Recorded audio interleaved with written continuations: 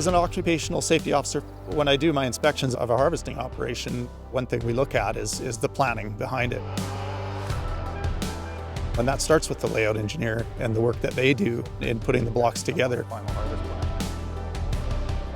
They target a block of value and they traverse the block, they walk the block.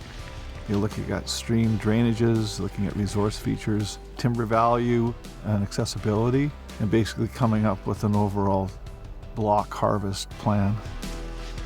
You're really trying to envision how machinery is going to move on a slope, how you're going to get access into areas, and then also what's going to be left long term.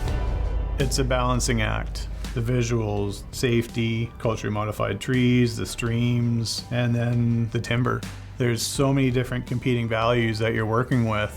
It's not easy to go into an area where the trees are all still standing and you can only see 50 feet in front of you. The logger can come in and cut the trees down and say, why didn't you do this or why didn't you do that? When the layout engineer was in there and the trees are still standing, it's a completely different perspective. There are decisions layout engineers can make that can be dangerous for me. They can be dangerous for the rigging crew coming after me if things aren't done properly. A layout engineer could impact a faller by not knowing the hazards that fallers come across.